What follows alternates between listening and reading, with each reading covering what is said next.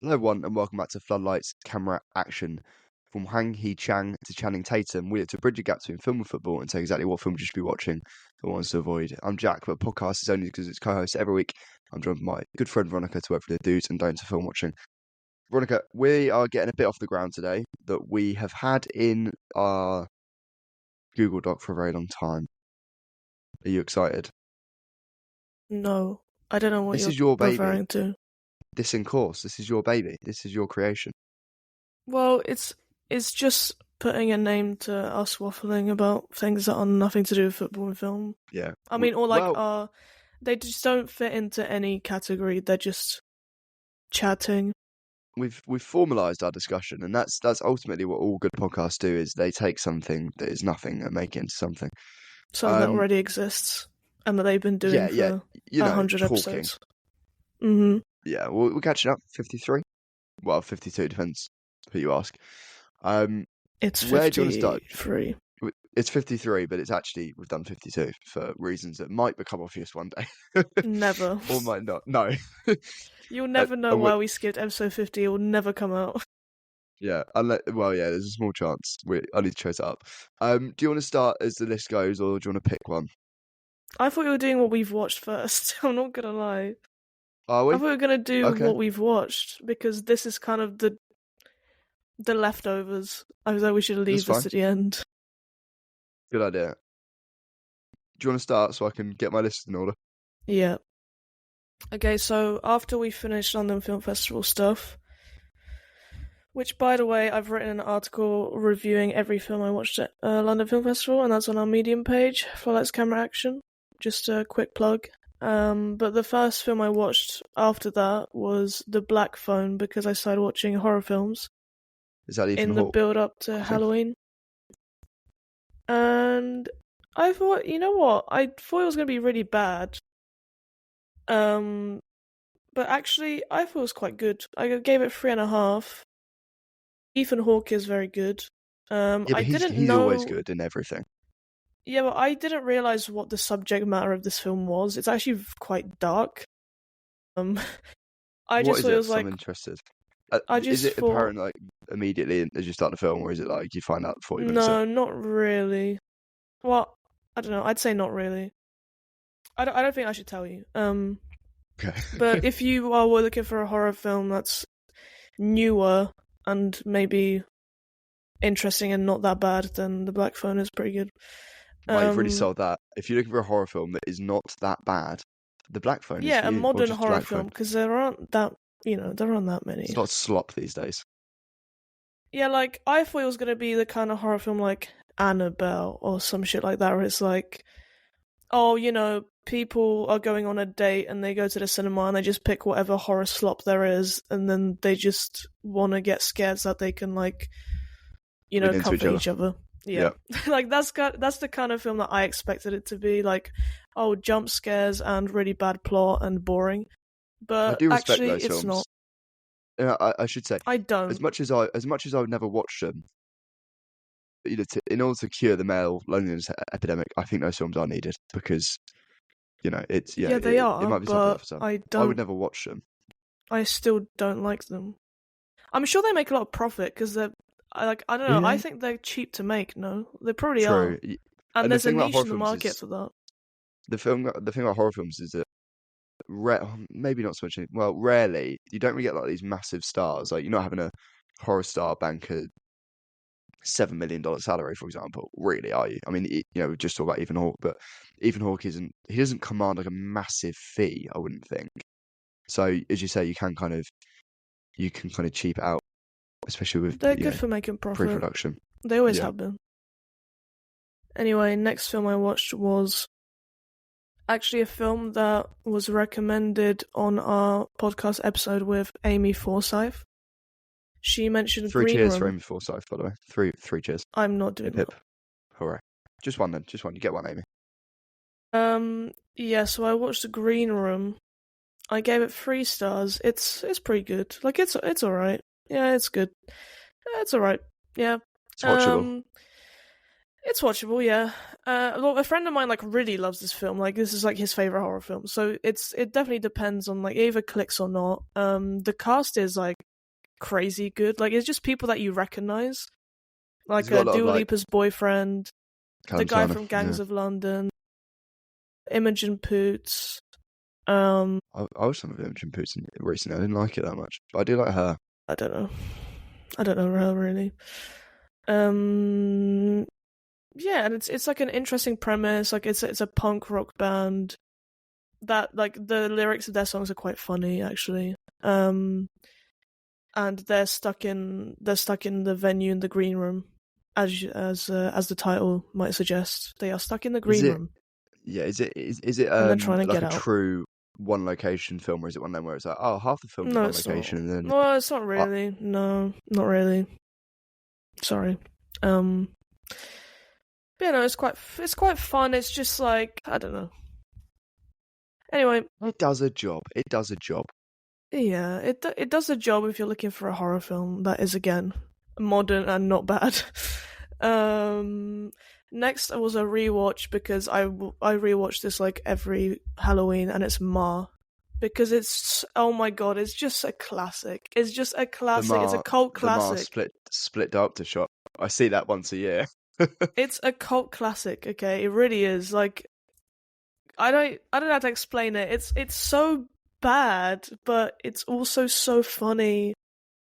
It's not scary, except like the ending, which I don't want to spoil, because the way that she, I mean, this is a really spoiler. Like, obviously, Ma is going to be like the villain, right? It's in the name, Ma. But like the way that her torture methods are so they're just so out there. Okay, she's a creative girly, all right, and I don't really know what's going on, but it's like it's one of those films where every few scenes there's a GIF that you recognize, and you point like Leonardo DiCaprio in that one GIF. It's that fucking split director shot that when she's like stood by the wall. Yeah, it's incredible. It's so funny. Does Ma have a split director shot? Who's that for? Octavia Spencer like kind of carries. I'm not gonna lie. She is Ma. Like, she just is.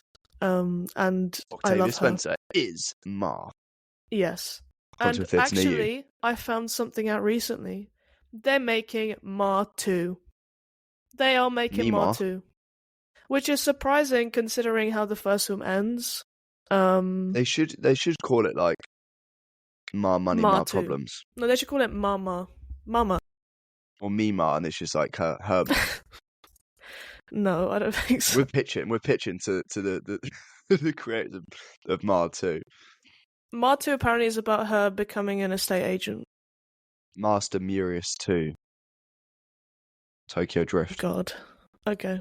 But never mention the fact it's a Fast and Furious remake. Just put Ma in a Fast and Furious film. Not horror. Not anything. Mario Kart.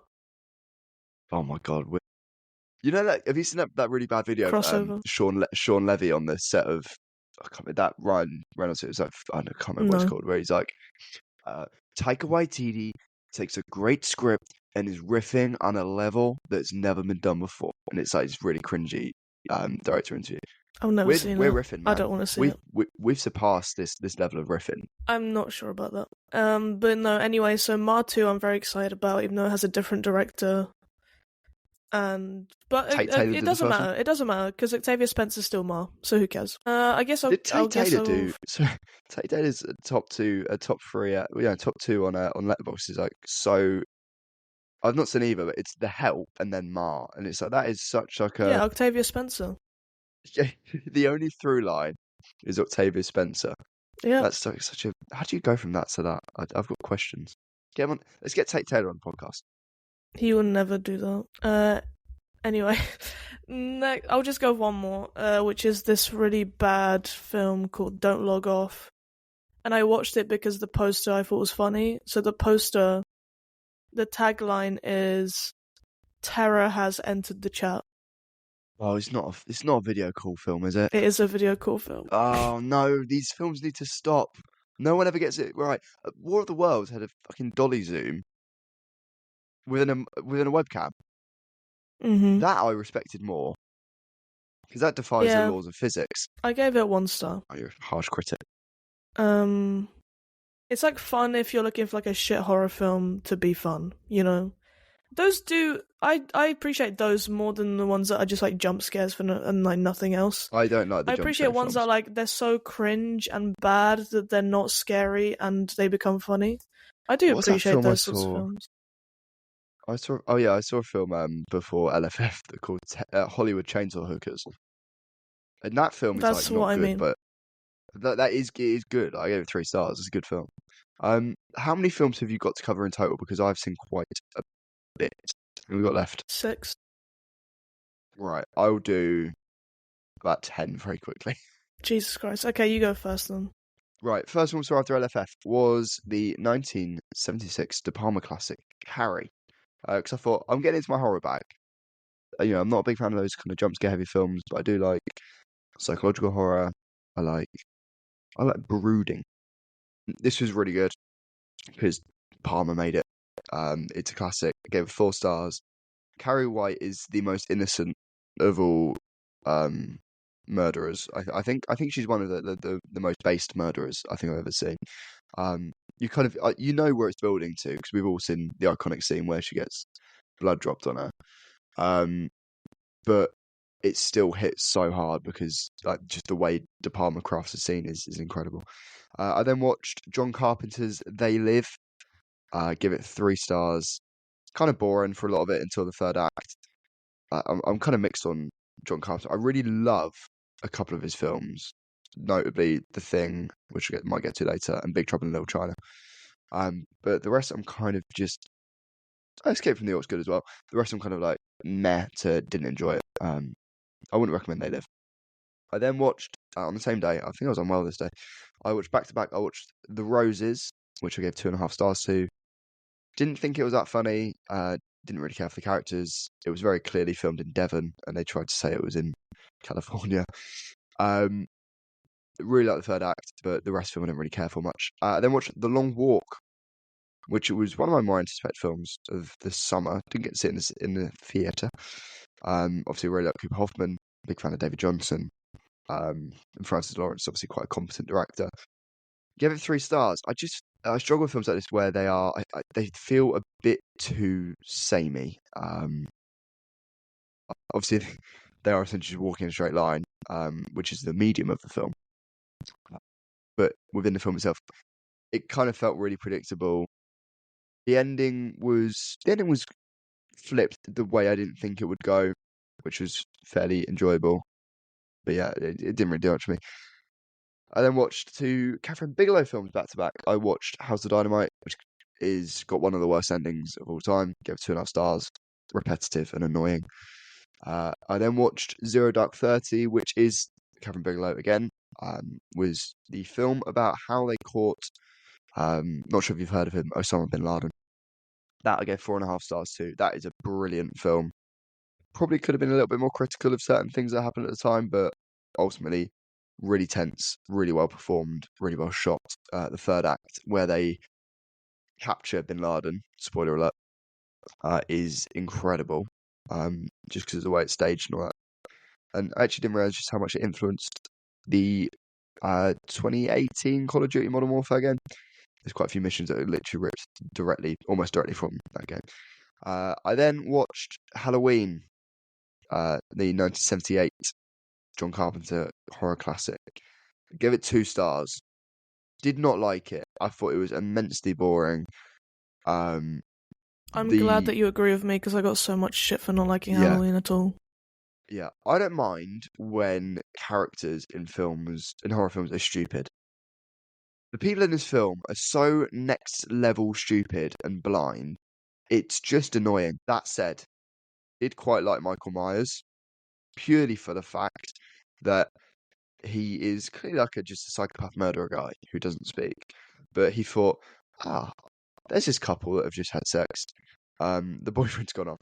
I'm gonna put a sheet over my head and glasses on and look like a ghost who has astigmatism just to just to mess with this girl.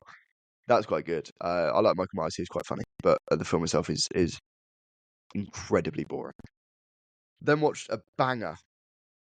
I watched Election, which is an Alexander Payne film from 1999, starring Matthew Broderick, who is obviously from Ferris Bueller's Day Off, Reese Witherspoon, who is from Everything, and Chris Klein, who was from the American Pie films, I believe.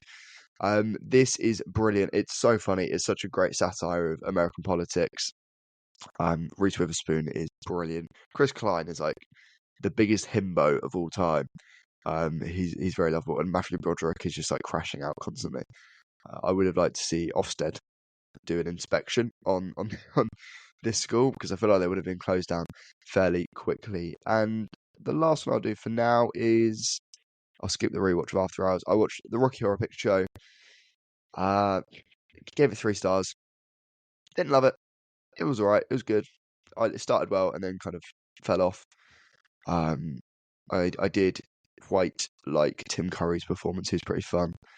And Rocky himself had brilliant delt muscles that I wanted. So yeah, that's my. I feel like I've sped through about 20 there, but over to you. Okay. So next I watched Gaspar Noé's Irreversible. Literally straight after waking up. That was a stupid idea. I don't want to talk about that film. I saw mean, I a liked tweet. it. I liked it, but I don't want to talk about it. So just to bounce yeah. off from on that, not about the film, because I've never seen it. I don't really care for Gaspar Good. Noé. But I saw a tweet from Pope Crave, and I think Pope Crave is Well, somewhat. you'd hate it. The film. Am I right in saying that the Pope is going to meet Gaspar Noé soon? Because he's hosting. Yeah, there's a conference about AI or something. I don't know. He's got loads of like international filmmakers in his gaff, which I've visited. Big gaff, nice gaff. I would love to know what Gaspar Noé and the Pope talk about. I don't know. That's got to be an interesting conversation. It probably won't be. It'll probably just be small talk. How's the comedian Gaspar? How's the weather? What like how's the weather, yeah. Oi, Pope, sunny in it. Yeah, that's literally all it's gonna be. But no, like it's a very well-made film. It's good. It's just that I have too many thoughts about it that I don't even want to start unpacking that ever. Heavy film. And heavy I never film. want to watch it again. Very heavy. Probably the hardest watch ever in terms of like. You've never watched Portsmouth this season, so that checks out. Like I feel like people know what I'm talking about when I say there's one scene that I've never ever even thought about skipping a scene in a film or skipping a part in a film, but I was so close. But and I know that others haven't. I don't blame them for doing it, but I just feel like that's kind of the point, to make you feel like you should skip What it. is your? But I don't think you should, because that's also the point of the scene and why it's that long. You're watching a film. Yeah. There's. Maybe don't talk about what it is relating to this film. What is the number one thing in a film that you can see that you will just like turn away from and like you just can't look at? Certain things in body horror, because I hate needles. Yeah, mine I hate stuff like that. So Alpha was. I'll get onto Alpha later, but that was tough. A lot of needles going on in that film. Presumably. I'd rather like watch Titan than it's exposure therapy, someone getting a measles shot. Like I can't watch that. I really struggle with heavily pregnant women. I'm going to end that sentence. That wasn't the end. Giving birth is also hard to watch. I can't watch what's that Gaspar Noé film I watched that you recommended that I didn't really care for? The one where they're all partying, they're all on drugs. Climax? Yeah, Climax. There's a film in it where I think she gets her belly kicked or something, and I can't watch it. I can't do that. Yeah. It's like I physically recoil so much. It's not good stuff, Gaspar. There was also this scene in If I Had Legs I'd Kick You that you'll know when you watch it, and that it's. I'm not gonna say what it is, but you will not like it. Well, I don't know. Maybe it's not related to pregnancy. It's just like I don't know. Maybe it's more of a medical kind of thing where I don't like it, but. That was also like really hard for me to watch. I looked away. Someone gets a flu jab. That's it. Yeah, it's actually someone getting their COVID vaccination. Yeah. Just gets a COVID test. Oh, sorry, no, it's in the nose. No, can't do it. That would trigger me actually. I had to do a COVID test recently after not doing it for about 3 years, and I sneezed so much after I put it in my nose. I literally had like tears coming from my eyes. You know Never what? again means never a COVID test again. I'm gonna tell you something. I think maybe you know because you've witnessed it. When I sneeze 20 times in a row. So do I. Yeah. Like, if I sneeze once, I'm not gonna stop sneezing. Like, I will sneeze like 20 times. And people always tell me it's Yeah. really weird. My average is like 8, and that's on a good day. Although I will say, my sneezing has decreased recently. I bought one of those sinus flush kits, which didn't work, and then I had to basically I've had a sinus infection. Mm-hmm. And then they gave me like a steroid nose spray, and I'm not sneezing as much, and I can use my nose. So my advice is get a sinus infection, and it might clear you up. But it's not even like my nose isn't clear. If I start sneezing, I Yeah, just can't stop sneezing. I don't know. me and my dad are the same. It's and you look mental. Not you, but like me as well. No, I do. Like to normal people who like, yeah, we as the royal we, like my colleagues who like they'll all sneeze like they're all like female or whatever. Or not in like a you're a female kind of way because you sneeze like a madman. Mm-hmm. But they'll all do like really polite sneezes and be like, "Achoo." Whereas I'm like No. shotgunning it. I'm like 14 in a row. See, I'm in between those because my sneezes are really quiet. Like I pretty much sneeze with my mouth closed. You've got like you're like a suppressed submachine gun. Yeah, I have a silencer on. You're an MP5 that's got a silencer on it. Yes, exactly. You're a shotgun. Yeah. Like a double pump shotgun. I'm a Remington shotgun to the skull. Yeah, that's what your sneezes are like. Anyway, let's move on. That wasn't a part of the dissing course segment, but it could pretty be. much. Sneezing. Also, these 3 films I watched on Halloween, so Irreversible was the first one. Then I watched Scream 3 with some friends. I gave that 3 stars because, I watch a Scream film every year, so I started, obviously, 3 years ago with 1. Actually, I didn't. I watched the newest one first. The first one first. Yeah, there we go. No, I absolutely didn't. I watched the one of Jenna Ortega and Mikey Madison first. Then, no, did I? Yeah, I did. And then I watched the first one. Then last year I watched the second one, and this year I watched the third one. You'll never watch the new one. And I won't watch the new one. That comes out, next year? No, I'm not watching that. And will be terrible. Yeah. As well as other things. Pass. Yeah, no, we don't support that. Anyway, Scream 3, it is good. It's good. I'm not gonna lie, like, I don't think anyone really hates the Scream films. Maybe it's just me. Like, none of my friends or anyone I know really hates the Scream films. Yeah, no, and they're just you fun. might not love them. They're just slashers. But I personally, I really, really love slashers. I think they're so enjoyable to watch with like friends or whatever, because they just don't take themselves seriously. And I'm not gonna lie, I didn't know, like, a few years ago when I looked at something like Scream, I didn't know that it was so unserious. I thought it was like proper horror. I mean, not this isn't proper horror, but self-referential in that, like, yeah, they are. They're very meta, their own existence and whatever. But I find that really fun. Anyway, Patrick Dempsey's in this film. He's really hot, and the main star Ferrari. The main, and also I haven't met him. I saw him in Venice once. He does look that good in real life still. And I just have to say one thing, which is that Courtney Cox's bangs in this film are horrendous. And when I finished the film and went on to popular reviews, I was so glad that all the popular reviews are about her bangs, because they are so bad. Wow. They're so awful. Why did they do that to her? Was that in fashion? Did they cut with a knife and fork? David Arquette takes blame for. Sorry, let's get to the bottom of this. David Arquette takes the blame for Courtney Cox's terrible haircut in Scream 3. Why? Did he do it? He might have like set fire to her. I'll find a hair and makeup guy. No. I'm sure it wasn't a hair and makeup guy. Like, come on, there's no way. No, they sign off on that. That is their. It's just awful. Hazel Catmull, this is your fault. Yeah, I've just googled them. I mean, they are the worst I've ever seen. I could do a better job than that. Are they I just think. like it's just the hair's just going everywhere, you know? Like it's just going all in different Why directions. It's more why like was a that a creative? fringe. It's more like a men's fringe or something. Like If you cover the sides, it looks a bit like a French crop or the God, start it's of a really awful. bad mullet. It looks like a It's really bad. moustache. And because her jawline is so sharp, she looks like a cartoon character. Yeah. But that's a Well, anyway, that's a decision. Scream 3, I liked. Yeah, I liked it. I like slasher films, so I was always gonna like it. It's fun. Yeah, hot take, guys. Hot take, guys. Scream's good. Yep.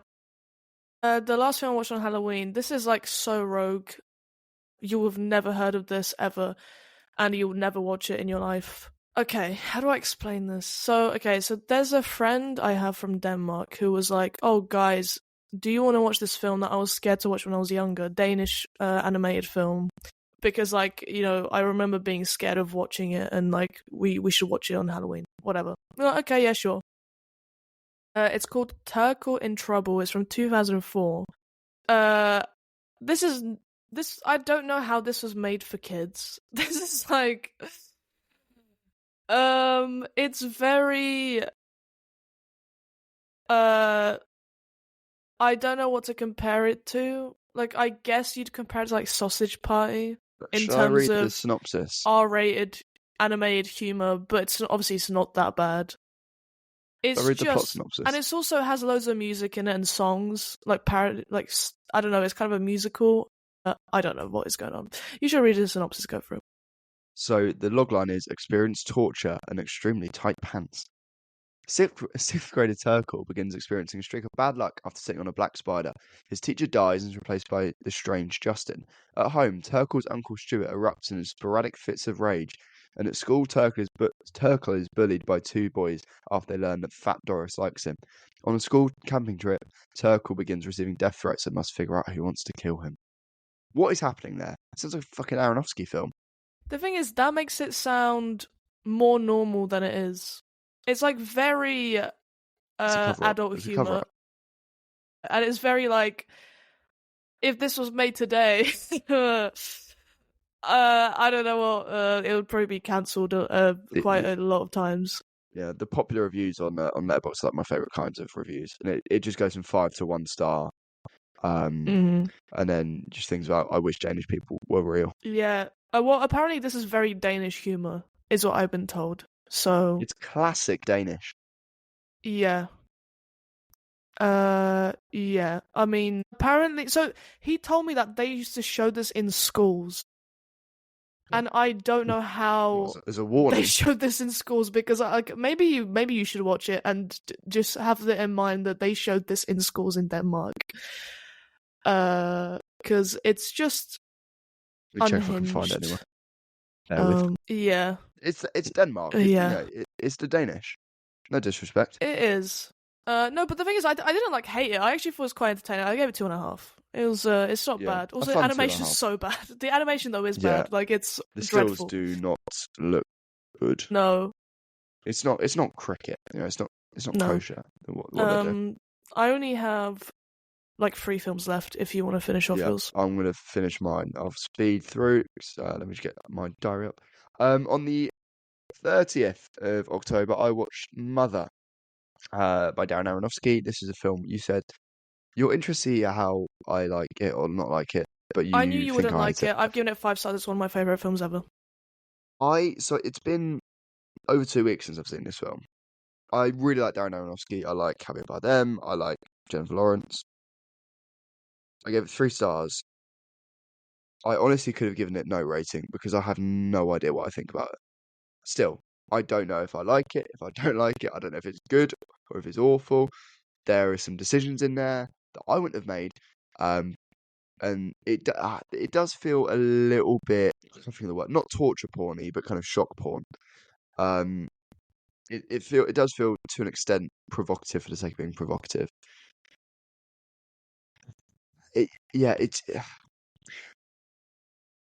It's not my least favorite Aronofsky because he took some swings.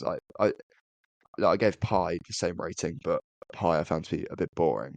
You also haven't watched The Whale, which is why you're saying all of this. By the way. Noah. Caveat, please, that you haven't watched The Whale, because that is the worst by far. That's one of the worst films I've ever seen. Yeah. It's not boring, and it takes swings, and it's bold. I think the first half's pretty good. I liked the sequence where um the house was a war zone. That was the main war zone. That was pretty fun. The imagery, sorry, the subtext is, well, it's just text. It's not really subtext. It's the most smack you in the face bit of meaning I've ever seen. And the ending I didn't love. I just don't know what to make of it. And I think the more I talk about it, the more confused I am. Not about the film itself, but about how I feel about it. How in line with your expectations of how I perceived it was my thoughts. I can't even speak properly. I'm that Um, perplexed. well, I just know, like, I know that I overrated it. Like, I know that it's No, not some films for speak to most us. people, but that's fine. Yeah. Uh, I just, I just don't really care about the fact that it's not subtle. Like, to me, that's part of the point. Yeah. If you missed But it, that's just then to it's me. not subtle, Like, to then me, I there's just don't nothing you really. shouldn't That watch. doesn't even come into my thoughts on the film. I think for me it depends on how much I enjoy the film. If I really enjoy it, like I really like the substance, that had some incredibly on the nose stuff. I didn't Mm, care. I love the Whereas for substance. for Mother, I didn't enjoy it as much when it's on quite on the nose. I'm like, oh yeah, I whatever. also think Jennifer Lawrence's performance is probably one of the best I've seen ever. I think she's Yeah, incredible. her state of like just like it's crash out cinema is what it is. Yeah, I love Crash Out Cinema. Yeah. But yeah, my favorite Aronofsky film will always be The Fountain, which I guess like people really like that film. They don't love it as much as I do, which is kind of the same with you and Mother. I mean, Requiem for a Dream is still my favorite Aronofsky. Yeah.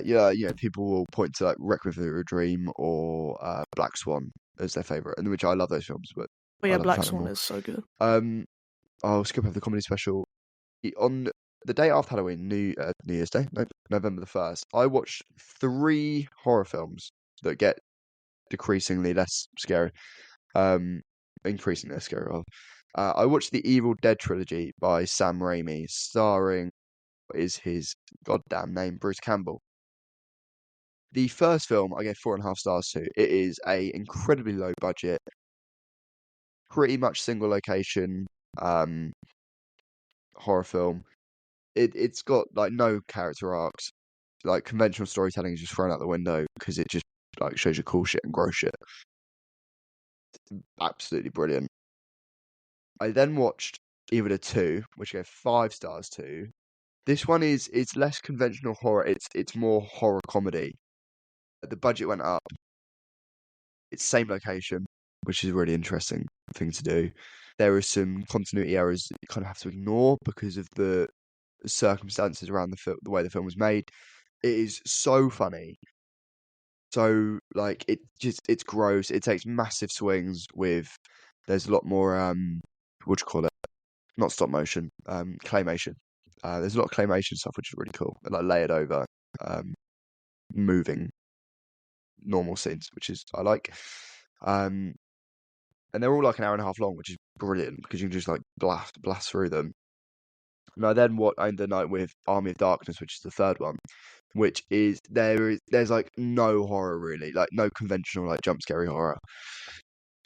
I won't spoil what happens, but it is kind of it's kind of just like like a fantasy adventure comedy undead film. Which I'm not saying much, but this one is probably my favorite. They get like kind of they get increasingly more like I like them more. Bruce Campbell's performance in Army of Darkness in particular is so incredible because he almost feels like Jim Carrey what he's doing with his face and with his body. It feels a bit like a live action Looney Tunes film half the time. It is so it's such a masterclass in like storytelling. There are 4 main beats. It hits them all so efficiently, so effectively, so entertainingly. It's just like perfect. And I will rewatch these films every year at Halloween. They've got the one-liners are incredible. They're funny. There is some really good imagery. They don't take themselves seriously. They're just brilliant. I then watched Fran the Man, which is the second Irish football film, soccer film of the year. This one is a mockumentary um, about an assistant manager of like an amateur Irish football team who play against Shamrock Rovers. The budget is clearly very low, but they maximise it really well. You kind of see where it's being maximised, and you can see where they've cheated a little bit. The third act I don't like because there's too many holes in how they wrap the plot up, which is quite annoying. And that's kind of as a direct result of the way they've told the story. But the rest of it's light, it's fun. I gave it 3 stars. There's some good one-liners. I wasn't like belly laughing at any point, but it's fun. I then watched The Smashing Machine. Benny Safdie's Smashing Machine, which I gave 3 stars too. Wayne Johnson is like really good, with the caveat that the role is kind of perfectly pitched for him. And in my opinion, you cannot tell if he's actually a good actor or not based on this role. He does push it somewhat. Like his dramatic chops are kind of there, but it's not out of his range. Enough. Like Dave Bautista takes on some really like daring roles that you can see. Okay, that's kind of out your range, but you're making it work for you. The camera work and score is really good. But the script, the film doesn't know what it is trying to be. It doesn't know what part of Mark Kerr's life to look at. It kind of hits all the beats you'd expect it to, without ever digging deeper. I gave it 3 stars, and I somewhat liked it, but I don't really know what exists in this current iteration outside of being an actor showcase. Emily Blunt's pretty good as well, and I like Ryan Bader, who's a current UFC fighter, I believe. His first acting role was pretty good. It needed a couple more drafts to work out what it really wanted to be, because it is currently just like it's an average sports biopic. I wouldn't recommend it. There are much better out there. So yeah, your skepticism when reviews came out was well founded, because it's just fine. Then watched All the President's Men, which I've been meaning to watch for a while. Got 2 of my favourite actors in Robert Redford and Dustin Hoffman. This is a film, it's a journalism film, all about how they exposed the Watergate scandal during the 1972 elections. Robert Redford is doing things here with phones that is so incredible. That his phone acting is just brilliant because of how charismatic he is. Dustin Hoffman is really good because he's Dustin Hoffman. It did kind of run out of steam a little bit in the second act, I'd say. But by the end of the film, it kind of wins you back round. I give it 4 stars. I miss Robert Redford a lot. He is just so brilliant, and is very sad that he passed away. Then watched one of my dad's favourite horror films, the first horror film he ever watched that he got quite scared by. It is An American Werewolf in London, which has Griffin Dunne in it, who played the main character in Martin Scorsese's After Hours. Give it 3.5 stars. It is a horror comedy about werewolves in London. The highlight, though, was undeniably the hair and makeup and the editing. The hair and makeup itself is really good, but the way they edit the transformation sequence is so influential and impressive. And there's just some really like gross, like gnarly looking makeup that they put on Griffin Dunne. I don't know, Veronica, if you go onto my review of An American Werewolf in London, you can look at the heading photo I put on. It's gnarly. It's an entertaining film. I then watched Frankenstein, Guillermo del Toro's Frankenstein. Gave it 4 stars. Jacob Elordi is a standout. It's a really, really good film. Some holes, but really good. Then last 2 days I rewatched One Battle After Another because it's out on digital. It's still incredible. It's really funny. It looks gorgeous. It is perfect. And then yesterday, I rounded myself off rather, by watching Derek. I can never get his surname right. I always go Chanfrancais, but it's not his. I think it's Chian France. I don't know. Derek Chanfrancais' Roofman, starring Channing Tatum and Kirsten Dunst. This is a true story about Jeffrey Manchester, who was a man who robbed 45 McDonald's in the early 2000s, got caught, escaped prison, and then hid out in Toys R Us for 6 months and fell in love with a staff member there. The way it was marketed was really interesting because it was a bit of a commercial flop, but I get why they marketed the way they did. It's marketed like a straight up comedy film. It's drama first. It's so pensive and sad, like really sad. Led by just an incredible performance by Channing Tatum, who is just kind of like one of those guys who everyone loves for good reason. and like for me, Derek Chanfranse, even if I can't say his name properly, is like one of my favourite, and I believe one of the best working filmmakers. Blue Valentine, Place Beyond the Pines, Roof Man. He did Story for Sound of Metal. I've not seen his TV show. I know this much is true. Apparently, it's very good, and I've not seen The Light Between Oceans. But yeah, I'm a big. Is that a pronunciation there? I think it's Cian Franz. So big Derek Cian Franz guy. Gave that 4.5 stars. I think it's probably about 10th for the year so far. So might just miss out on top 10 come the end of the year. But that is my recent watches wrapped up. Okay. I only have 3 left, so I watched Some Like It Hot finally because you and Andy told me to. Andy said I'd like it, and I did. I gave it 5 stars. It's just brilliant. I mean, you both talked about it last episode, but like, God, like what a picture, you know? It's a picture. It's not a film or a movie. Like this shit is a picture, you know? This is actual cinema. Are you going for a Paul quote? Well, you can't do a Paul quote from 1959. I'm not Something doing like it.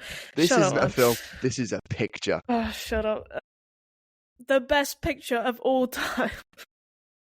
Not just it's the not best just the best of 1959. Sorry, just quickly. The God. thing that we're referencing, a post that Chloe Zhao's Hamlet put out. Apparently, that's not actually a full quote. That is 2 quotes stitched together from the same person. Apparently, it's not even from a review. Apparently, it's not even a review. It's just their like Twitter or something they've said. Something. Oh, and God. picture like it was like Rotten Tomatoes been out. I was like, it's quite clever marketing because no one will really look, unless you've got no life like us. No one really looks deeper below the surface. But I think all it got was backlash. To be honest, yeah, it's like because it's like who's got eyes on that? Yeah. It's just that's funny though. It's funny. But I also think something like that was coming because of the pull quote baiting we've seen. Oh Jesus! From certain people. It's when writing reviews lately. Pull quote bait. Too much. All right, but anyway, let's not talk about that. Let's not get in trouble. We're actually talking about the best picture of all time. Yeah. Some Like It Hot. No, it's not. It's not really. But it is really fucking good. Maybe the best of the 50s. Maybe the best of the 50s. Maybe. I mean, Billy Wilder to me he's just one of the best. I know Andy's already raved about him so much, but he just is. Like, I find it. Fan, I should say. I just find it so incredibly impressive, and to me, like, you are a genius if you can make something that is so timeless. Like, that is, to me, that is like the mark the word, of by the way. One of timeless the best of all time. It just is. Like, his films are like that. I cannot. It's just crazy watching something like this and thinking this was made in 1959 because I don't think people are even capable of making a film with this subject matter and like doing it so well and not offending anyone. It's really woke in a good way. It's so universal. Really I feel like it's very universal as well. Like, yeah. But it's just so great, and the very last line is just. I mean, it's great. I don't want to spoil it, but I'm so glad that's one of the That's one of the best final line readings I think ever. I think it might be the best, to be honest. I was actually shocked because I've never heard it before, and you didn't tell me. Me and Andy were like, "Don't say anything, don't say anything." Yeah, it's God, it's like, and you just don't expect things like this from a film from 1959. And that is, by the way, what's really good. Obviously, the final line is very funny, but it also wraps the message of the film up in such a neat little bow. It does. And also, Marilyn Monroe is like probably one of the most gorgeous women who's ever lived. Yeah. Maybe what the hell? How's someone like that alive ever? It's crazy. Yeah, well, she's not alive anymore, but you know. No, but she was. She was at some point. Hot take. Marilyn she was real Monroe at some point. Was alive. She was alive at one point. Yeah. Well, was she real? That's a different question. She was out of this world. Some would say she was unreal. Some would say. God. No, but Tony Curtis and Jack Lemmon are just, I mean, they're brilliant. I love Jack Lemmon. Jack Lemmon I love because he's in The Apartment too, right? And it's kind of coming up to that time of year where I will be rewatching The Apartment. It's Apartment season soon. I think December, January are the months where everyone is watching The Apartment. I need to rewatch it because, do you know one of my favorite You do. One of my favorite ever sight gags is in The Apartment. And it's when he's in his kitchen and he gets The tennis pan. rackets to But the strain tennis spaghetti. racket, yeah. That's so good. That is one of my favourite ever sight gags. It's so good. Billy Wilder, man, he might be the GOAT. Just because I think it's the most difficult thing to do is to make a timeless film. And he's done it multiple times. Sunset Boulevard as well, obviously. That's a great film. I love Sunset. I have it on disc. I'll be rewatching it soon. Disc in course coming soon. Yeah. Anyway, 5 stars. If you haven't watched it, you have to go watch it. I was surprised by how little. Wait, what does that make sense? How little of my friends have watched it? That makes no sense. You've not got many mutuals, is that what you're trying to say? I don't have many mutuals who have watched this film, and I'm so surprised because I feel like I was late to the party. I was like fucking, I don't know, 66 years late, and these people still haven't watched it? The party ended 66 years ago, and she's still here. Yeah, exactly. She came back. She went back to the party. So yeah, I was surprised more people haven't seen it. I felt like it was like a classic. Everyone's watched it. But anyway, whatever. We've got 500k members on Letterboxd, so yeah. I would have thought it'd be touching. I would have thought it'd been closer to 1 million, to be honest. Yeah, If you round it up, it's only 500k. I don't know what's going on. What is going on? What is going on? Okay, next I'll skip a film and I'll come back to it. So I'm gonna go with Modern Times. It's 1936. Charlie Chaplin, or Charles Chaplin, as FCA calls it. You're a big Charles Chaplin guy. I am. I love his films. I think they're some of the best comedies ever. Again, it's the timeless thing. Like, how did he do this? How has it aged so well? How is it still funny? I feel like anyone could love it. It's very much, again, it's universal. It's not offending anyone. It also has a message. This one specifically definitely has a message. And it's, he literally made a film about Hitler, didn't he? So that's he did The Great Dictator. I'll watch that at some point when I get the Criterion. But I got the Criterion of this. By the way, media literacy is so low at the moment that people will see a film about Hitler called The Great Dictator and go, "Oh, is Charlie Chaplin?" They're going to cancel Charlie Chaplin, bro. Is Charlie Chaplin actually saying Hitler's a good guy? Is he advocating for Hitler? Because people are thick. That's why. Yeah, Modern Times. It's great. There's a very good social commentary in it.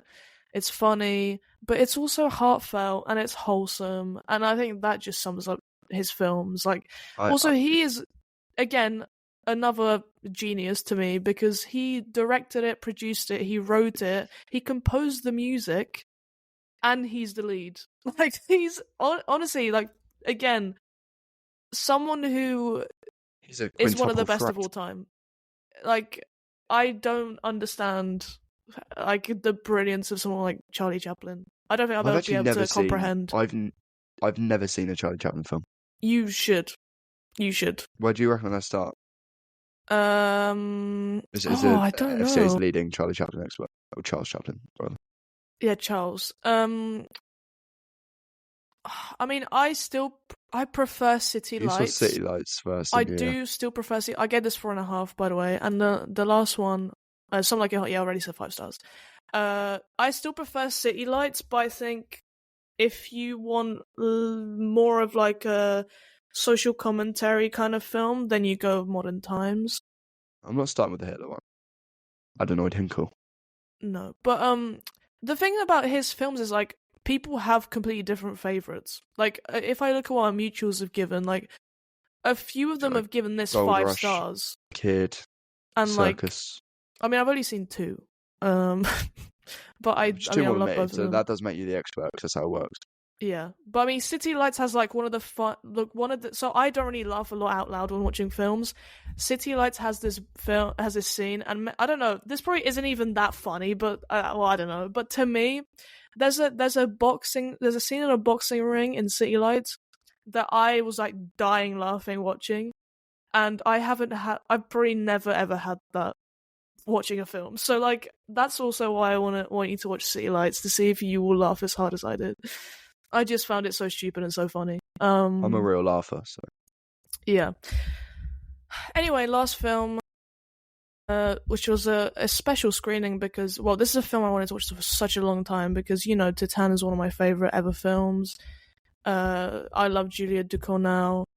So I went, and I missed this at LFF, so I was upset already. But then my friend is like, "Oh look, they're showing a preview of Alpha, and also there's a Q&A with Julia Ducournau after the film." So I was like, "Okay, yeah, I need to go to that." I went to it.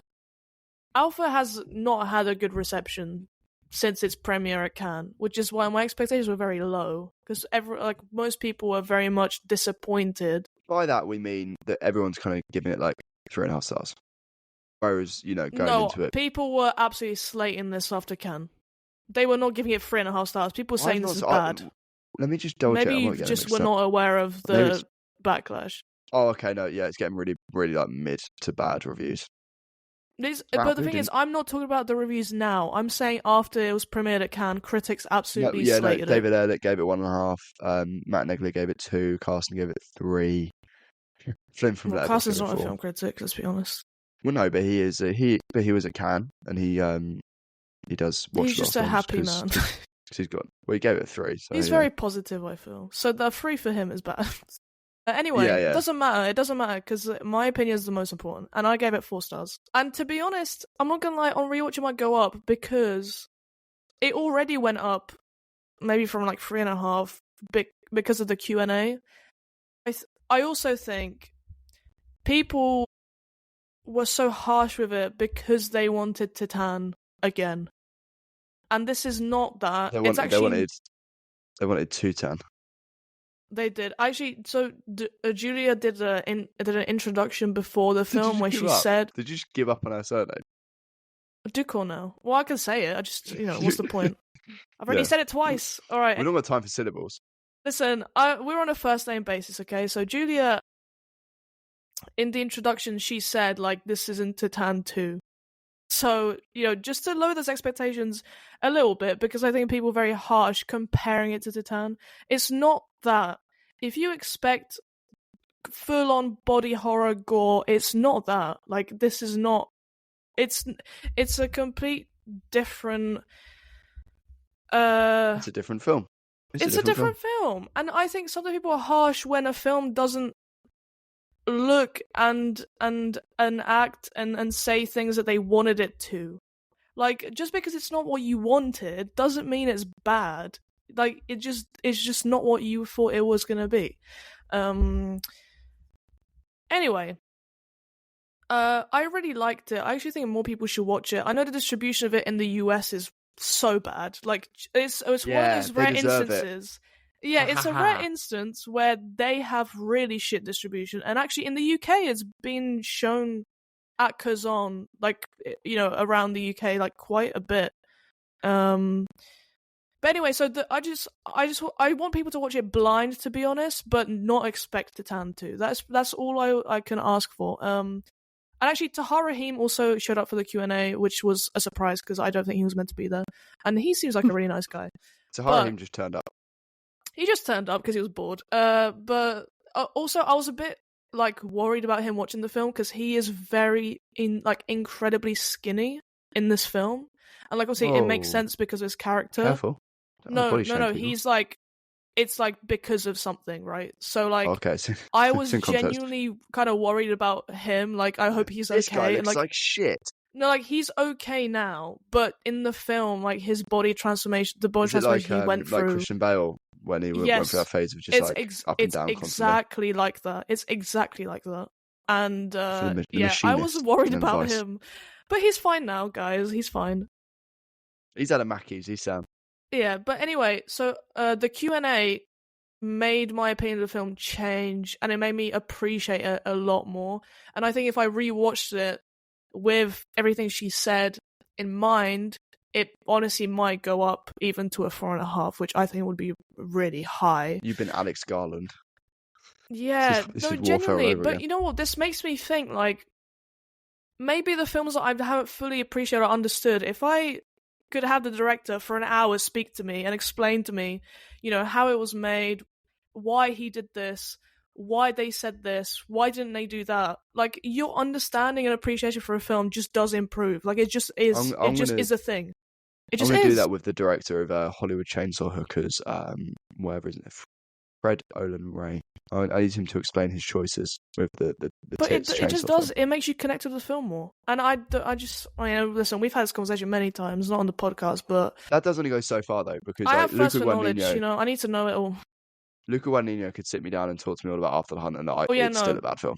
No, like There needs to be some listen, there goodwill are there levels. already. There are levels to this game, okay.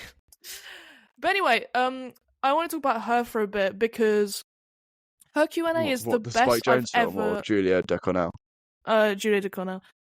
I've never ever been to a more fascinating Q&A in my life. Like genuinely, she is so interesting as a person, as a director. I honestly was like spellbound by everything. I was hanging on to every word she was saying. Like, genuinely fascinating woman. She was so honest. She was so vulnerable. She opened up more as it went along.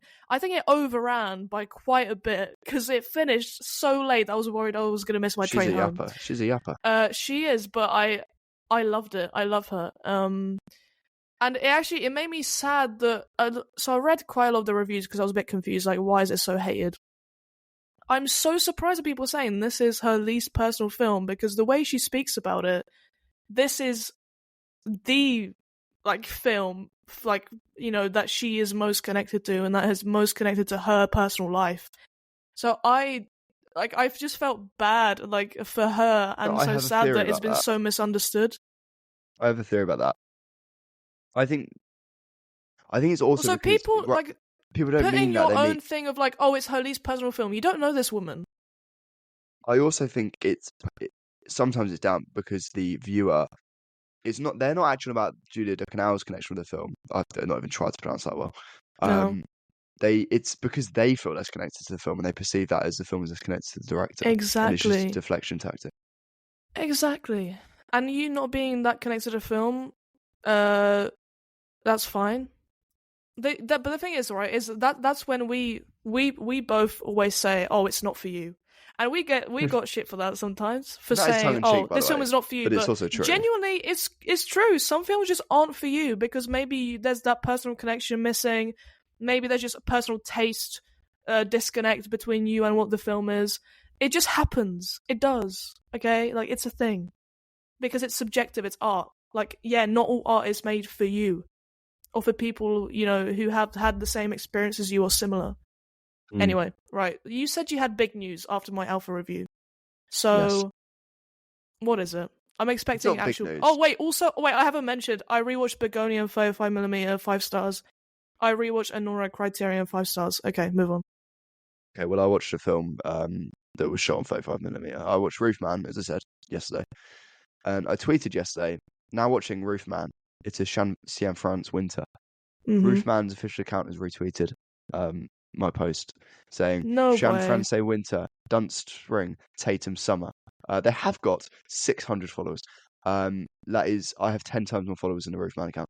But I thought that would be worthwhile saying the Roofman. That's so cool. That's like when I was DM'd by the Poor Things account. Yeah, I better get a pull quote. I better get a pull quote. Say about fucking France winter. You should message them and get Channing Tatum on the podcast. Hi guys, I know your media run for this film is done now because it's now on digital. Is Channing around for a chat? Yeah, just 5 minutes. Just 5 minutes of your time.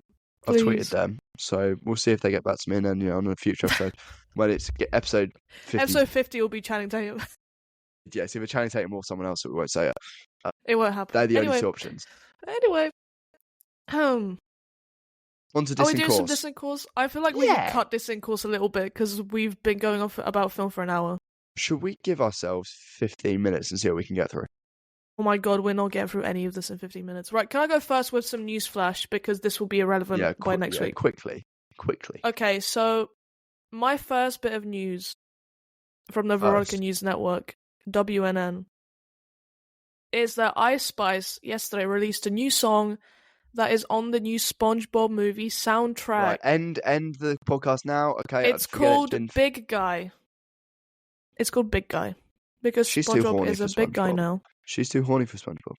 It's not allowed. No, it's PG song. No, but she is too horny for SpongeBob. That's not a thing. All right, anyway. It should be. The next new bit of news is even bigger, and I don't think you've seen it. I hope you haven't seen it, because I want to hear your reaction. Are you ready? This is the biggest film news of the year. Sony is making a Labubu movie. Oh my god, I saw this. It's so, Thoughts? like... For a start, the Sony CEO took a shot at the studio, the TV show, and said it was unrealistic.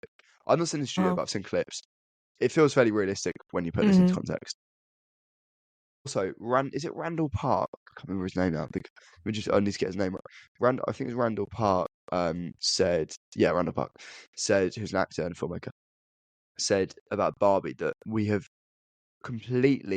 has completely missed the message of what we should have took from Barbie, which is his words were along the lines of, we should make more films about toys. We should make more films by women and about women. And Sony have gone, well, we're in such a dumpster fire, Labubu. and our reputation is so bad that we should make the Labubu film. If Pixie Lott is not involved in this film, then what is the fucking point? True. Oh, that's so true. We need Pixie Lott in the film. I would I would greenlight this film if it was a one location bottle horror in film that pub in the Labubu Pixie Lott album party. Yeah. Yes. I would a horror film. Give me that film. Give me that film. A single location horror film at the Pixie Lott Labubu album launch party. Yeah. Yeah. What if we kissed at the Picture House Labubu? Why is there Picture House? The Pixie Lott Picture House. The Pixie Lott Picture House Labubu pub meet and greet party. I'm interested in that. That film I'd watch. God. Who would you cast as a Labubu? Do they have to be like... I'm going to go with Willem Dafoe. I would like to see Denzel Washington as a Labubu. Okay, yeah. But he plays it completely straight. Okay, sure. Is that a satisfactory answer? Yeah, that's good. Okay, next thing. Next, let's go. Let's move on. Wuthering Heights. Yeah. Wuthering Heights. This is the first part of discourse. Discourse, go. I kind of want to support this because people hate on Emerald Fennell. You're not supporting local business. You're supporting one of the richest filmmakers in the world. Yes. Well, I'm all for it because I feel like people just hate on Emerald Fennell way more than they do on other people that are as bad and are men. And I actually don't care. And I also, you know what? Saltburn was not that bad. You just don't like it because loads of people who don't usually watch films liked it. And people started hating on it for literally no reason. When at the beginning, I watched it, I watched it in the cinemas before it even came out on streaming. And you know what? No one was really hating on it at that point. So did I. Don't grip me in. And I liked it, and I still like it, and I just don't care. I've got it. Like people are so harsh. I like Jacob Elordi. I like Margot Robbie. I think the film looks great. The cinematography is great. The DP is great. I love Charli XCX. The music is going to be great. And we'll see. I'm open to watching it. Is that so bad that I'm open to watching it? Is it a crime? I feel like I have reason enough. I feel like I have reason enough to maybe want to watch this film. Okay? And yes, I've pre-ordered the limited edition Charli XCX Wuthering Heights vinyl. All right, move on. No, you do. Come on. Yeah, I think she's a very good visual filmmaker. Lion Sangren is great. Elordi's on a hot streak. I don't really care for smut. I don't really care for book adaptations that turn into smut. I just don't really care about that. Like when I watch a trailer, there looks like there's a lot of sex, but I wouldn't call it sexy. If that makes sense. Top Gun looks sexier than Wuthering Heights. I like Charli's music. I didn't like the snippet she put out. I just don't really care for it. Have you listened to the new song? No, I watched that clip. Chains of Love is really good. Yeah, I'm just like... I'll probably catch it when it comes out on streaming. I don't really care much for it. I think Emerald Fennell, she's quite a surface level filmmaker. She makes entertaining films. I'm not saying Promising Young Woman. And they absolutely look good because she works with Lion Sangren, who is brilliant. Next up, talking about wait, stop. One more thing about Margot Robbie, and this might be controversial. Okay, I think she's a great actress. We've had this discussion recently. Listen, we're not getting into this discussion. We're not getting into Margot Robbie discussion, but I want to say one thing. But this is like a quick, snappy thing. So one more thing. This might be a hot take. I don't think Margot Robbie has ever had chemistry with with an actor in a romantic relationship on screen. Don't hate it. Don't hate it. Listen, debate me. Someone debate me. It's true. It's true. All right, let's move on. Don't hate it. Right. Talking of women, Sky Sports Halo has launched, which is a TikTok page catered for female sports fans that is the most sexist, disrespectful, Pathetic, easy, embarrassing, awful drivel I've ever seen. out of It touch. is so reductive. Women football fans do not want matcha and Labubu. I mean, they might want that, but not when they're consuming sports content. We are not in the early 2000s. We don't need to be doing this. Fairly quick dissing course, I'd say, but really sexist nonsense. I'll just add on the actual. So I think some people are missing the issue. Like, yes, the issue is the content, but also the fundamental issue here is the whole idea of a separate TikTok account for female sports fans is so stupid. It's infantilizing so nonsense. Let's dumb down sports for women because we think women are dumb and incapable. Let's teach of understanding sport. These stupid birds the offside rule, shall we? I was talking about matcha. Yeah, but the thing is, you know what? So I don't think they can recover from this because they've called it specifically for women.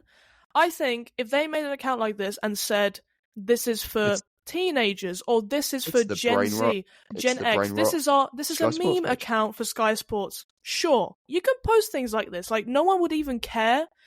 I don't think it would get that much engagement, to be honest, because the content is shit.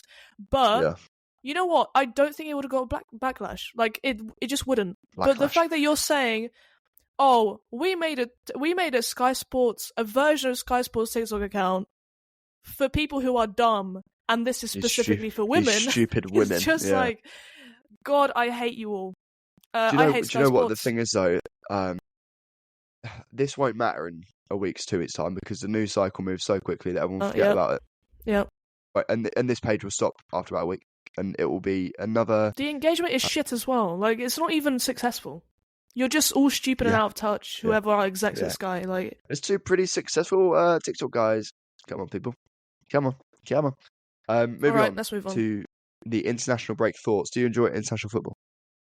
I used to care about international football, and now I don't care about international football. Like, I watched 10 minutes of Poland-Netherlands yesterday. I saw Poland score. Okay, cool. And then I just turned it off. I don't really care. It's way too often to the point where I just don't care. Unless it's Euros or World Cup, I don't care. Yeah. I'm a big tournament guy. I will watch the occasional England match. I actually quite like what they're doing. They're doing it soon where they're doing less international breaks. They're doing like one big one and then like some littler ones. I'm just not going to watch football for a while. No, I won't watch it, but I prefer that rather than every 6 weeks you have a weekly international break. I don't care. I like the conversation around it somewhat about England, even though there are some morons. I like Thomas Tuchel, but apart from that, I only really lock in during the tournaments because I'm like, I watch so much football. I don't need to watch England beat Serbia. I just don't need to do that. I feel like at this point, at my age, like I don't want to watch football like every week. And also, I've been going to football pretty much every week, so I actually like a break from football. Yeah, definitely. You need a mental health break. This is just a break from football to me, and that's it. You need a brain break, as they say in schools. You need a little brain break.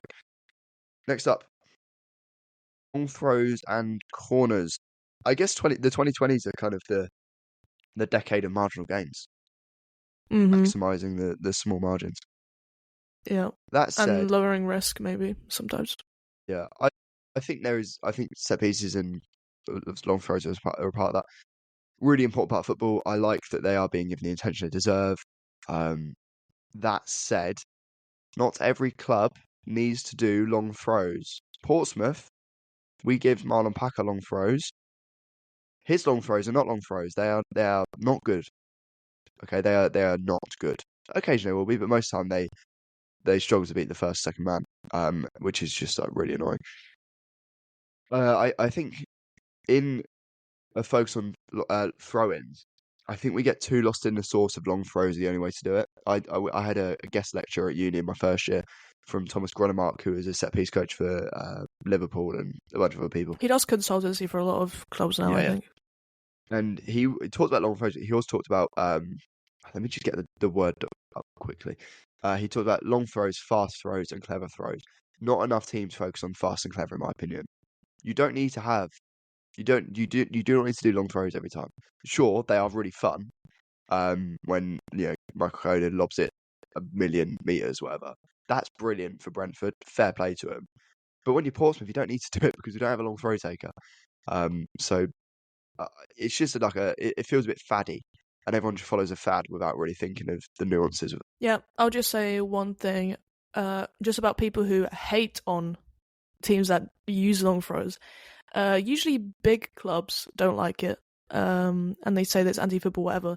I think it's actually a pretty good way of bringing Helps level the playing field out, yeah. mid-table clubs and lower table teams closer to those big six clubs. It does make games closer sometimes because there's always a threat of scoring from a set piece that can make it 1-1, or can make it 2-1, or can make it 1-0 to the club that's not expected to win. It does level the playing field. I don't know, and it maybe makes those fans a bit happier because they can get a few more points and have a bit more hope. I would also say that also just learn to defend them. Just do something. Yeah. We over-intellectualise it a bit too much. Like Arsenal are objectively brilliant at corners, or they were. They're pretty good now, but especially a year ago-ish, they were brilliant. All they had, really, and this is a compliment, they had brilliant corner takers, a couple of really big lads, and they'd lob it to the back post. It creates uncertainty. It creates an opportunity for a defender to make a mistake, even if they are very good. Even if they're very good at defending, they can still fuck up on defending a long throw or a corner. And that's what it creates. It levels the playing field. During a set piece, the playing field is just much more level than in open play. That's just what it does. And you know what? I don't really care. A really good part of this feature is that we don't care. Yep. We just don't care about anything. No, we don't care about anything. Nothing is that deep. We're nihilists. Yeah. Preston North End have been linked recently with two Hollywood stars, Liam Neeson and Glenn Powell. Glenn Powell I was shocked. It just doesn't look right. Him holding a Preston North End shirt. Yeah, those things shouldn't mix. Those things should not mix. There's just, I don't know. I don't really know where to start with this one. I don't like Spud Bros, I should say. I don't really care. Listen, I'm never going to go and eat there. Because it's in Preston. They have them all over now. They are, yeah. They've expanded. So in June, it was announced that Spud Bros are set to sponsor Preston North End, and I tweeted saying, "Relegate these immediately, not in my end power." Preston fans were not happy at all. I had replies saying, "Supporting local businesses equals bad," jealousy. I had, "How dare North End support local business?" Some proper weapons on this app, and unfortunately most of them are Southerners. And then just one saying local business sponsor local team. The people of Preston, they're pent up. They need to chill. And there's also been there's actually a Portsmouth link here where there's a bit of a legal battle at the moment with the Spud father in Portsmouth and Spud Bros in Preston. So more on that later. There won't be more on that later, actually, because we're never talking about this ever again. I just love Glenn Powell. And potatoes. Well, yeah, I guess. Where are you on potatoes? Rank your favourite potatoes. I eat them often. I think baby potatoes are top, really. Oh, fuck yeah. Yep. Yeah. There's a different taste there. It's a complete different palate. It's when you bite through it and it's almost like a snap, and then you're into the softness of the middle. Mm-hmm. Put some garlic butter on there, maybe. Some parsley. I was about to say. Oh. Potatoes are great, by the way. All right. Next. Moving on. Yeah. Next thing, we're gonna talk about Jacob Elordi in books. Yeah. Jacob Elordi, we can read, by the way, so. is probably the one non-performative male. He must be upset that people are calling his interests the interests of a performative male, because I see him reading books all the time. And I see him drinking matcha, and I see him, wearing tote bags, and bags that are actually probably made for women, surprisingly. And he pulls it off. He seems like a really great guy. He also plays a Nintendo Switch, which is cool. He might be a big fan of Sky Sports Halo. If he's got matcha and tote bags. Ah, sorry, Ron, he would never. Sky Sports Halo for these stupid women. We know that. Come on, Sky. No, I think Jacob Elordi's baby girl Pookie Bear. I watch him get cancelled now in the next week, and then I have to take all that back. But Jacob I like Elordi him. found guilty of crimes. He's like gonna a be gentle jailed giant. for being too Careful. cute. Too Okay, cute. yep.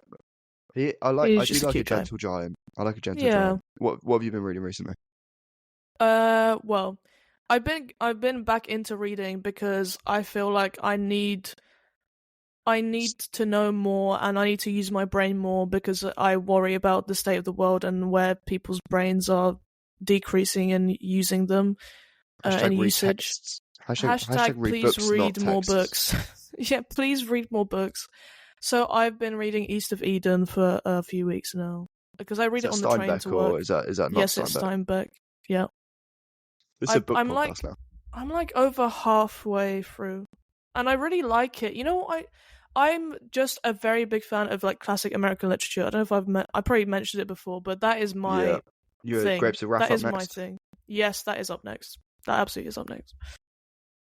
You should watch Yeah. you should watch the James Dean film East of Eden when you finish the book. You know what? Before I ask you what you're reading, I like that guy on TikTok. What's his name? Jack Edwards. Jack. Brilliant. I love Jack Edwards. He's I one of my love his favourite interviews because I do find it really interesting to hear what actors are reading, the ones who do read. Yeah. The Jacob Elordi one, I wrote down the list of what he mentioned because I'm like, you know what, I trust his taste in books. Also, you know when we're like sat here with a guest and they mention a film, one of us will be able to go, oh, that guy made it. He's in that film. She's in that film. Yeah. When it's someone does it with books, I'm like, whoa. Yeah, like it's how do you insane. know that? How do you know every book and who There's so wrote many it books. and how have you read them all? It's crazy. Because like reading a book usually doesn't take an hour and a half, 2 hours, right? Like it takes so much longer if you're reading a longer book. Get Jack Edwards on the podcast. So it's Like, hello, I do UTA. find it fascinating people who read that much and know that much. Speed Yeah. readers, man. That is like one of like my and people who can read and like take it all in. That is like such an impressive skill to me. I have recently finished a Thomas Pynchon book, Crying of Lot 49. Really short book, really good book. I recently finished a non-fiction book by comedian Freddie Quinn, who was a teacher for a year. It's called "It's Your Own Time You're Wasting." It's very funny. Very obviously, I work in a school, so I saw quite a lot of similarities there. That was really interesting. And I'm very, very close to finishing Ange Ball by Vince Rugari. Brilliant book. Really, really, really good. Really easy read as well. About 300 pages. Next up, I'm not really sure what to do. I'll either continue with non-fiction because I've got things like How to Win the Premier League, Moneyball, How to Win Data the Premier Game. League. No, How to Win the Premier League. You have to read it. I read it before, and it's so good, so good. I need to talk to you about it. Oh, I finished Queer because recently as well. I can That's really see good. this in like the things that he predicted and the things that he mentioned. Like they are absolutely happening right now in modern football and in the Premier League. Okay, so we'll do it this way. The next non-fiction book I'll read will be How to Win the Premier League. It's not that long. I'll chuck some fiction books out at you that I've got that you can decide which I want to do. So, a couple of options: Dracula, American Psycho, The Iliad, The Odyssey, Finnish portrait. What's it called? Picture of Dorian Gray. I have Picture of Dorian Gray on my list as well. Started it. I know it's going to be good, but I don't know. I'm a fan of longer books. Like I do like reading the same book for a while. I like long books that I can read fast. More than short books that I read slow. Does that make sense? Not really. Right. Okay, moving on. Next. Last actually. Last. Thing. Well, no, second to last. What's second to last? Physical media update. Unless you want to do that next week. Yeah, we'll do it next week. That might be long. Well, I've got nothing. Because we haven't done one in ages. I'll just be asking you about that. Upcoming cinema trips and watches. What we plan on watching and going to cinema. Next week I'm like insanely busy. Like almost every day after work I'm doing something, and 2 of those are on one day. And I've managed to get tickets to them because I was really, really quick on that website. I have Amanda Seyfried in Conversation at the BFI. That's like, I don't know, her doing a career retrospective for an hour or something. I'm very, very excited for that because I love Amanda, Big Mamma Mia guys as well. So. Well, absolutely, we love Mamma Mia. Also, First Reformed she was in. I hope she mentions that I hope they ask her about That's that. a really good. I forgot about that film. That's a Yeah, really good I film. forgot she was in it until someone mentioned it to me recently. She plays So- the woman that he befriends. Yeah, she does. She's in Twin Then Peaks: The Return as well for like one scene. yeah, I know. The thing is, I haven't watched it, but I know what scene you're talking about, and that just speaks volumes of how great Amanda Seyfried is. She's a scene stealer. Some would say. It's really I would funny. say. So just quickly about Twin Peaks: The Return. There's like loads of things like that where actors will go, "Fuck, I want to work with David Lynch," and I'll literally have one scene like Michael Cera plays like someone's son on a bike in this one scene, and he just pops up and goes. It's like, okay. And Amanda Seyfried's fairly similar. Sure. Then after I listen to Amanda Seyfried speak, I will be rewatching Testament of Anne Lee finally on 70mm film. I'm so excited because I just want to like. There's just certain films where when you watch them with an audience, there's a kind of feeling that everyone is feeling at the same time. Testament of Anne Lee feels like everyone is like so on board and entranced by the music, Amanda Seyfried's performance. Everything about this film is very much like it's about feeling. You know, that is just what the film is about. It's about feeling. Stop going for Paul quotes. Stop the scourge of Paul quotes. Stop saying you're doing that. I'm not doing that. I've never had a Paul quote. I was actually close to Paul things, but anyway, let's never talk about that again because they didn't do it. So fuck you, actually. Anyway, I'm excited for that, and also I was going to watch it this week. I didn't have time. I really want to watch Die My Love so bad. I'm so desperate to watch it. I want to see another brilliant Jennifer Lawrence performance. I watched the trailer before Begonia last week, and it made me so excited about it, and I just haven't had the time to watch it. Views, but I feel it's one that if you love but like that kind of film, then you'll love it. If you don't, you don't. I have a good feeling about loving it, so I'm excited for that. I might. Also, can someone send me the Marty Supreme jacket? Thanks. I'll get in touch with. I'll ask Seth to ask George Carmy where he got his from, and then we'll go from there. For me, for the rest of the year, it's a lot of touching up on 2025 films I've missed. The rest of the year? Yeah, I'm kind of talking broadly. We're talking about next week. What are you talking about? Well, next it'll be the same kind of theme. 2 months left. It'll be the same kind of theme. So Okay. It'll be kind of a couple of 2025 films. I need to see Dumb Love. I need to see Breathless because then I can watch Nouveau Vague, which is actually getting quite good reviews now, which is weird because normally it kind of drops after festivals, the reviews, but they've actually gone up since the festivals ended, which is interesting. There's just like some that I need to touch up on. I want to watch that new Dave Franco film called Together. I don't know if I like it or not, but I'm interested in seeing it regardless. Sorry Baby, I need to watch. I want to watch Heart Eyes. And then it is the start of, because we're now at mid-November, Christmas films, it is acceptable to watch them.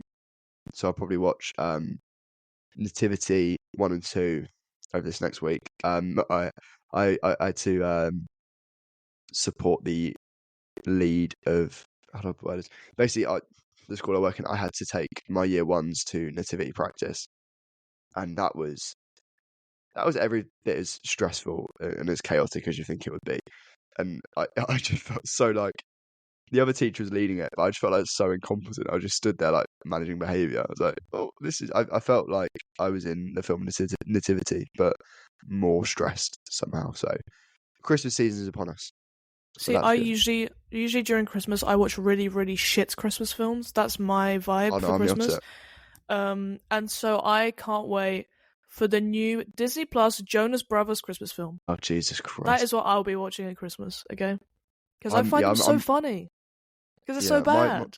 My top 3 are The Holdovers, Muppets Christmas Carol, and It's Wonderful Life, and I'm so excited to hit them again. Muppets is the GOAT.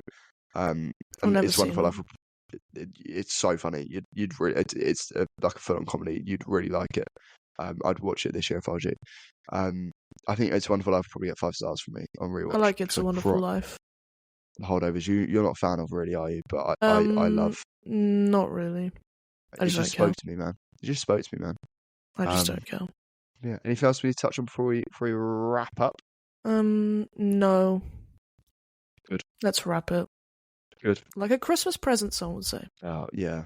Are you good at wrapping presents? No. Last question. No, neither am I. I'm I'm fucking so awful. impatient. I like crash out every time I have to do it. Mm-hmm.